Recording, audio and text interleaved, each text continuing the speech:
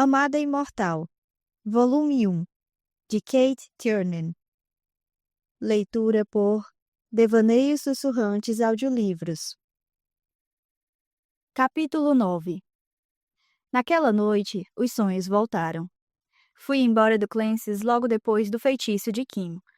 Fui a única a se importar. A única cujas bebidas reviravam no estômago toda vez que pensava no terraço e seu chão de piche cheio de pequenos corpos coloridos cobertos de penas. Além do mais, com a dor de cabeça lancinante e a náusea habitual, pedi licença e deixei Beatrice, Kim e os outros olhando para mim com expressões confusas. Era por volta de meia-noite e voltei para o hotel, me sentindo imunda. Eu estava com medo de não conseguir dormir, mas a exaustão e a preocupação me empurraram para um estado de inconsciência profunda que me engolfou. Me levou ao horror negro da minha infância, de volta para a noite em que minha vida mudou pela primeira vez. Um grande tremor me acordou, e olhei para minha irmã mais velha, Eides, dormindo na cama que compartilhávamos. Teria sido um trovão? Eu amava tempestades. Olhei para a janela estreita, coberta com pequenos e grossos pedaços de vidro. Uma luz brilhou lá fora. Um relâmpago? Ou fogo? O som se repetiu. O estouro enorme e vazio que chegou a sacudir nossa cama. Vi Eides piscar com olhos pesados e, no momento seguinte, a porta se abriu. Nossa mãe estava ali parada, os olhos arregalados, o longo cabelo dourado solto nas costas por baixo do pequeno gorro de linho que usava para dormir. "Modir?" falei. "Rápido!" disse ela, jogando mantas na nossa direção. "Levantem, calcem os sapatos, rápido, vamos!" "O que está acontecendo, Modir?" perguntou Eides. "Não temos tempo para perguntas, apressem-se!"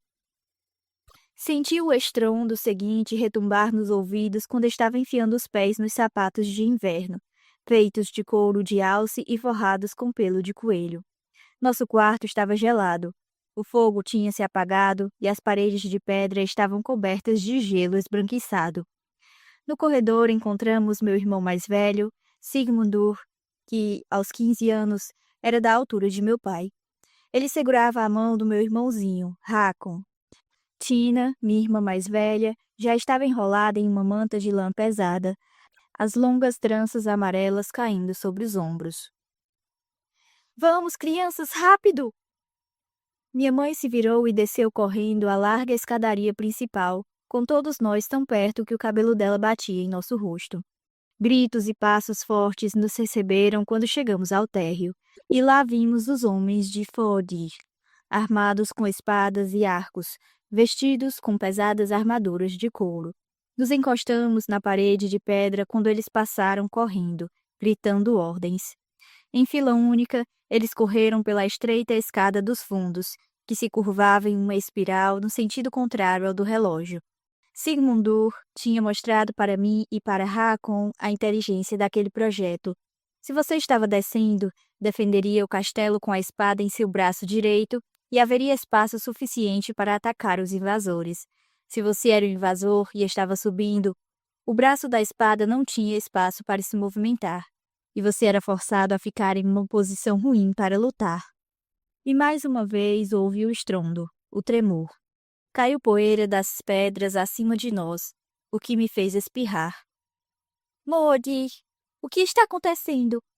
Hakon, de 7 anos, estivera doente nas últimas semanas, com calafrios e febre. Ele estava magro e pálido, com círculos escuros em volta dos olhos. "A muralha foi derrubada", disse minha mãe, visivelmente tensa, nos levando para o escritório do meu pai. "Invasores do norte." Eides e eu nos entreolhamos, de olhos arregalados. O som trovejante chegou a nós de novo, e Tina agarrou minha mão. "Um ariete", cochichou ela. Enquanto descíamos o corredor correndo, minha mãe ia derrubando as tochas das bases de ferro. Os pedaços de pau caíam no chão e uma chuva de fagulhas voava, deixando só a escuridão atrás de nós.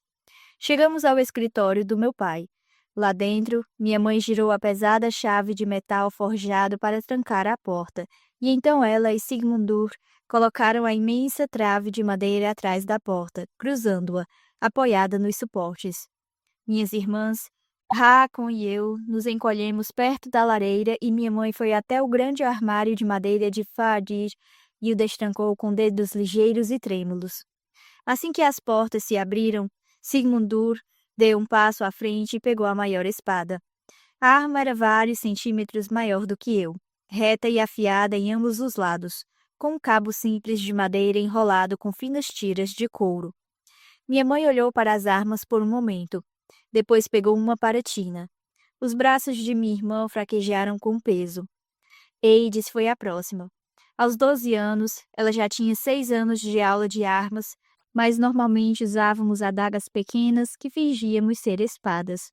Eu tinha 10 anos e estiquei as mãos. Depois de um momento de hesitação, minha mãe me deu uma espada curta, com uns 40 centímetros de comprimento. Segurei-a com as 2 mãos, sem conseguir entender o que estava acontecendo. Até Hakon recebeu uma adaga, que ele observou com olhos arregalados. "Onde está Fadir?" perguntou Sigmundur, correndo até a janela e olhando pela fresta estreita. "Está lá embaixo com os homens." "Você vai pegar uma espada, Mordir?" perguntou Hakon, ainda admirando sua adaga. "Tem uma coisa mais poderosa." Mordir tateou abaixo da gola da camisola e puxou o amuleto pesado, o que eu amava observar. Eu ficava sentada no colo dela e o segurava nas mãos, examinando-o, mas ela nunca o tirava, nunca me deixou experimentar. Era redondo, quase do tamanho da palma da minha mão, com uma pedra achatada, transparente e leitosa no meio, com cerca de 5 centímetros de largura. Ao redor da pedra havia símbolos entalhados. Alguns eram do nosso alfabeto, runas, que reconheci, mas outros eu não conhecia.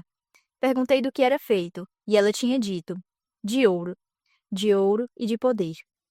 Agora ela pegou o amuleto com as 2 mãos e as fechou sobre ele. Quando outro estrondo sacudiu a sala, ela fechou os olhos e começou a cantar.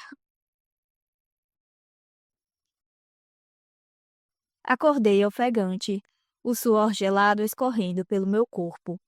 Minha nuca ardia. Arranquei o lenço fino que usava para dormir e passei os dedos sobre a pele enrugada. Eu não tinha aquele sonho havia muito tempo. Balancei a cabeça, ainda ofegando, depois fiquei de pé, trêmula, e fui até o banheiro, onde abri a torneira e joguei água no rosto. Não tinha sido um sonho, é claro, mas sim uma lembrança. A lembrança de minha mãe tentando salvar nossas vidas naquela noite. Ela não tinha como saber. Não havia como adivinhar que, ao juntar todos no escritório do meu pai, ela tinha nos levado para a morte. Menos eu. Ainda respirando pesado, joguei um pouco de água fria na nuca. Depois ajeitei o lenço. No quarto, puxei as pesadas cortinas do hotel e vi que o sol estava subindo. Eu tinha dormido durante umas 6 horas. Quando eu estava respirando normalmente, me vesti e usei o computador do hotel para procurar vendedores de carros usados.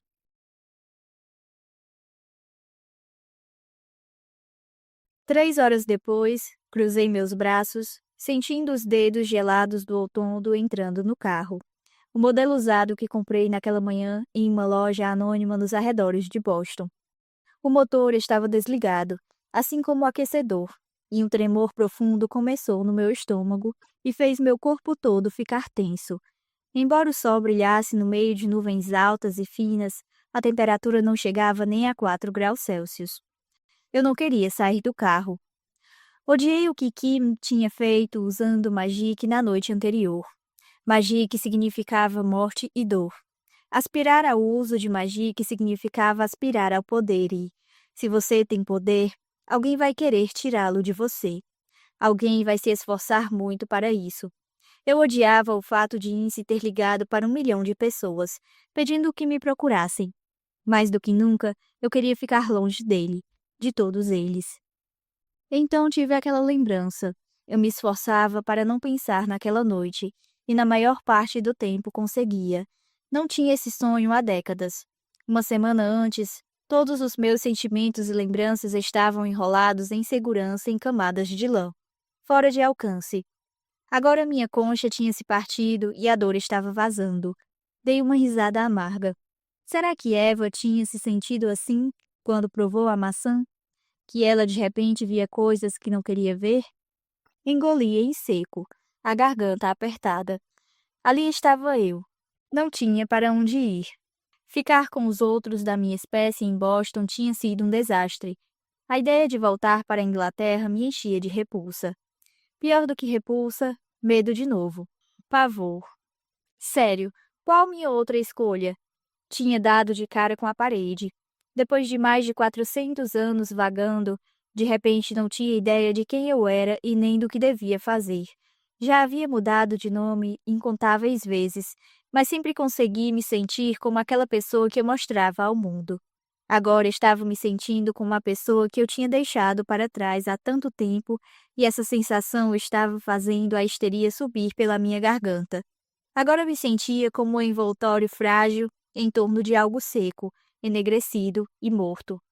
10 anos atrás, 5 anos atrás, eu teria tido inveja do feitiço de Kim. Ficaria impressionada. Quase desejaria saber magia o bastante para conseguir fazer igual. O que tinha mudado em mim? Quem eu estava me tornando? Dei um salto quando Solis bateu de leve na minha janela. Eu estava com vergonha, humilhada por voltar rastejando, por ser tão inútil que não tinha nem para onde ir, tão desajustada que precisava pedir ajuda a estranhos. Tentei engolir de novo e abri a porta, me sentindo extremamente velha ao sair do carro. Era bem pior agora em comparação à primeira vez que eu fora para lá. Era humilhante voltar, e tão rápido.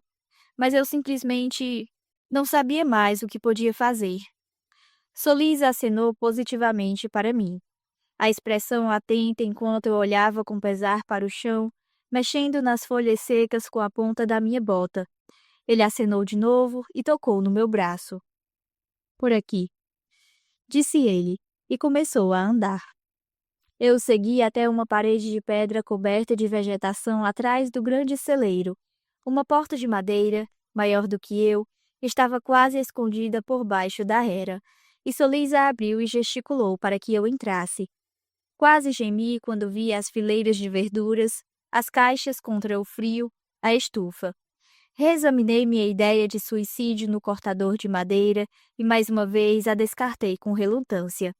Várias pessoas trabalhavam no jardim. Recusei-me a olhar para eles, com medo de ver o Lord Viking ou, pior, Nell, com aquele jeito meloso e simpático, porém nada sincero. Também não estava ansiosa para dar de cara com River. Sem dúvida ela seria compreensiva e generosa, o que faria com que eu praticamente a odiasse. Solis se inclinou e puxou algumas folhas verdes e grossas. Um nabo saiu da terra escura e quase vomitei. Odeio, odeio, odeio nabos. Depois de passar por algumas temporadas de fome quando tudo o que há para comer são nabos e lentilhas, você nunca mais vai querer ver nenhum dos dois. As plantas tiram seu alimento da terra, disse Solis, como se estivesse falando com algum ignorante. Fiquei em silêncio, pois a única resposta que me ocorreu foi: Duh, é mesmo? Elas pegam os minerais de que precisam, prosseguiu ele. Os extraem e processam com as raízes e folhas para que possam crescer, semear e repetir o ciclo. Mas elas não conseguem crescer no escuro, conseguem? Elas precisam da luz do sol, da energia dele também. Mordi a parte de dentro da bochecha para não gritar. Agora ele ia falar de reciclagem, adubagem e dos cuidados com a mãe terra. Dessa vez eu realmente, sem brincadeira nenhuma, queria morrer. Theravá são como as plantas, disse ele, me surpreendendo. Meus olhos se arregalaram e olhei rapidamente para ele. A maioria dos imortais evitava falar de Theravá, a treva e a luz. Helga tinha sido uma das poucas que ouvi falar aquele nome em voz alta. A magia deles é feita tirando energia, vida, das coisas ao redor. Assim como as plantas, que podem esgotar o solo no qual elas crescem, tornando-o estéril e incapaz de sustentar a vida, os Theravá esgotam a força vital de tudo ao redor deles. É por isso que as coisas morrem quando Theravada executa Magic. Como tenho certeza de que você percebeu. Pensei nos passarinhos de Kim e minha garganta doeu. Hum, falei. Então, vocês não fazem Magic? Eu podia abrir mão disso facilmente, sem arrependimento. Eu não usava feitiços com muita frequência. Não queria fortalecer minha Magic. Sim, houve algumas poucas vezes em que senti a onda de excitação, a explosão de beleza, mas os efeitos posteriores eram péssimos. Eu achava que não sentiria falta. Ah, não, disse Solis com a sombra de um sorriso. Fazemos Magic o tempo todo. É nosso sangue vital. Viver sem Magic seria como ser mortal.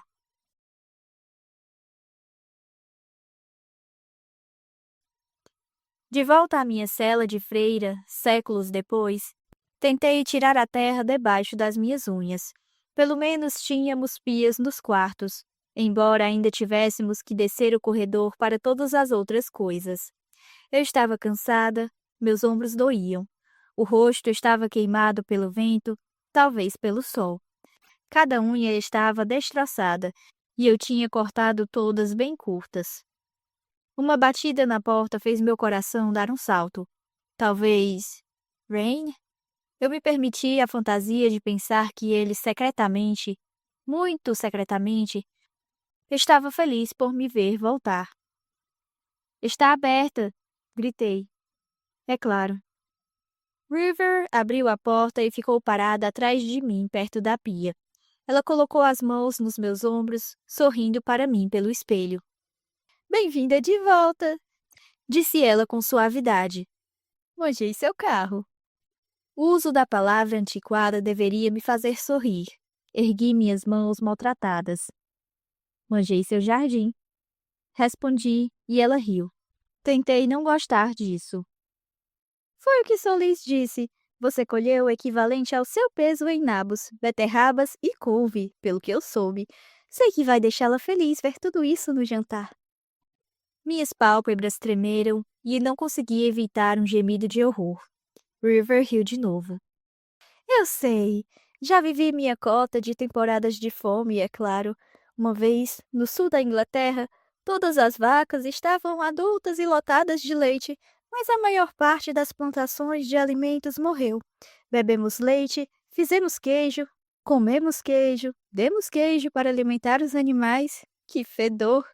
Foi o bastante para me fazer ficar sem laticínios por 60 anos. Enrolei o cachecol de novo no pescoço e me sentei na cama.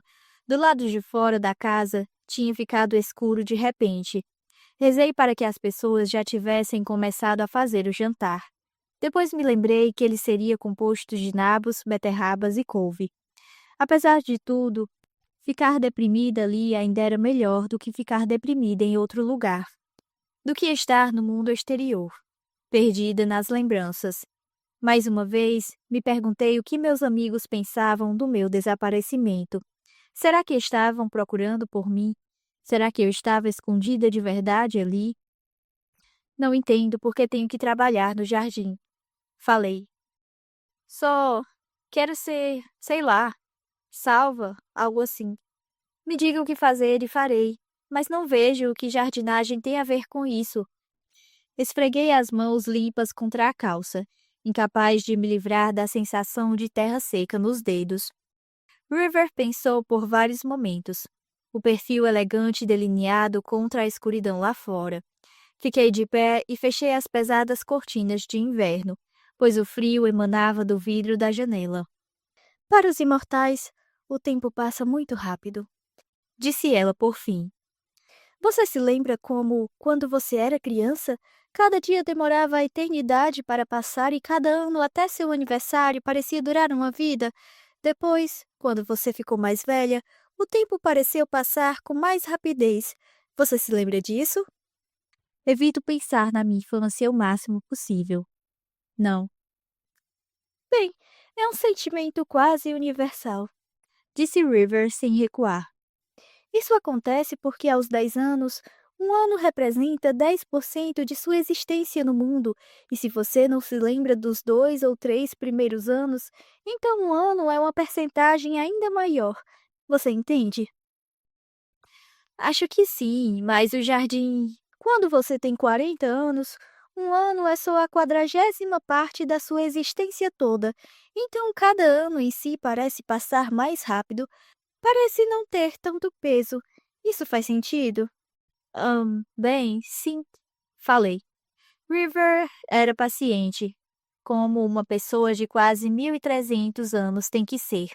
Os olhos dela estavam límpidos e calorosos, observando seriamente dentro dos meus.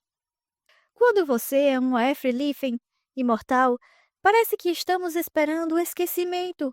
Ou pior, entende que provavelmente estará viva no ano 2250. E é apavorante porque você não tem ideia de como vai ser. Quando você é imortal, os anos rapidamente perdem o significado. Anos, décadas e, em dado momento, até mesmo os séculos parecem voar num piscar de olhos, até que, por exemplo, o século XIX parece só uma festa ruim a que você foi. Mexi com as pontas do meu cachecol e não falei nada. Por causa da relativa extensão das nossas vidas, muitas coisas perdem a importância ou se perdem diante de um pano de fundo tão grande. Continuou River. Quantos amantes você já teve? Quantos filhos? Quantos amigos você amou e já morreram? Para as pessoas normais, esses eventos são enormes e modelam ou mudam suas vidas por completo. Para nós, é só um brilho no tempo. Mas essas coisas nos afetam, uma a uma, pouco a pouco, perda após perda. Nós ficamos diminuídos. Perdemos tanto por tanto tempo que a maioria das coisas, a maioria das pessoas, a maioria das experiências perde seu valor para nós, perde o peso. Esquecemos como valorizar as coisas, como sentir as coisas. Esquecemos como amar. Certo, tudo bem, é algo sobre o que refletir. Parte disso estava me soando desconfortavelmente familiar. O que começamos a fazer aqui? Disse River. É dar a você um curso intensivo de como reaprender a dar valor aos momentos, aos minutos. Você vai aprender a habilidade de estar completamente ciente, completamente presente no momento. Você vai reaprender como sentir as coisas, como valorizar as coisas, e você vai se sentir mais feliz e mais completa depois. Mordi o lábio, com medo de ela estar falando a verdade e odiando essa possibilidade. Trabalhar no jardim, preparar uma refeição, fazer limpeza. Essas tarefas são repetitivas e entediantes. Para um imortal, são quase insuportáveis. Em geral, estamos em busca da próxima grande emoção, do próximo grande evento, da próxima grande sensação física, porque depois de um tempo, é só isso que conseguimos sentir. Opa, alô? Oi. Nosso presente para você e para todos os imortais que vêm para cá é ensinar como você pode valorizar e sentir cada momento em que suas mãos estão imersas em água cheia de espuma. A ver de verdade e sentir de verdade o cheiro de cada erva daninha que você arranca. A sentir a maciez robusta de um nabo, a sentir de verdade o gosto verde das folhas, a estar dentro do seu próprio corpo sem querer sair correndo, gritando, a se divertir, se valorizar, se conhecer. E quando você conseguir isso, ela parou e sorriu de novo. Aí você vai conseguir amar, amar de verdade uma outra pessoa. Não falei nada. Minha garganta estava apertada de novo e meus olhos estavam quentes. Correr por aí gritando parecia a única coisa que eu suportaria fazer naquele momento. Ah, Deus! Talvez ela soubesse mesmo do que estava falando. Era uma percepção horrível. Ela podia me conhecer mesmo, saber como me sinto. E o quanto isso seria desprezível e humilhante. O que havia dentro de mim era tão feio, tão infeliz, tão encharcado de dor e horror que a ideia de alguém conhecer isso era terrível e difícil de compreender. Eu me sentia como um rato encurralado cuja jaula está sendo lentamente baixada em óleo fervente. Eu sentia o nível subindo, sentia o óleo queimando minha pele. E é claro, disse ela calmamente, ignorando o pânico crescente nos meus olhos, que você também conseguirá executar magia sem matar nada. Você será Tati. Quase engasguei ao ouvir a palavra dita em voz alta. Do mesmo modo que quase não se falava de Teravá, ninguém jamais falava de Tati. Nenhum dos meus amigos tinha conhecido um, e algumas pessoas insistiam que eram apenas mito. Eu tinha ido para lá na esperança de não serem. Você nasce de um jeito ou de outro. Falei com a voz fraca. Não podemos mudar. Podemos. Mudamos. River parecia segura e calma. Sou Tati. Agora. Fazemos magia sem trevas, sem destruição. Você pode aprender a fazer isso. Era como se ela estivesse me dizendo que eu podia aprender a não ser humana e ser uma alienígena, ou um tigre, incompreensível. Como assim, agora? Perguntei. Não fui sempre cheia de doçura e luz, disse River se levantando. Houve uma época em que eu era muito sombria mesmo. Ela olhou para o outro lado, como se em dúvida se tinha falado demais. E agora os nabos estão nos chamando. Ela deu um sorrisinho e fez um gesto em direção à porta. Olhei para ela, incapaz de processar tudo o que ela havia acabado de me contar. Nos últimos 10 minutos, River tinha descoberto minha personalidade, tinha aberto meu peito e exposto o cadáver em decomposição que havia dentro de mim. Eu estava enlouquecendo. Enlouquecendo e, com fome também. As horas de trabalho no frio, no sol e no vento tinham despertado meu apetite, e eu estava faminta. Vamos, disse River, esticando a mão. Você pode enlouquecer enquanto come. Soube que tem torta de maçã de sobremesa, para quem comer todo o nabo. Oh Deus, ela me conhecia, ela me conhecia.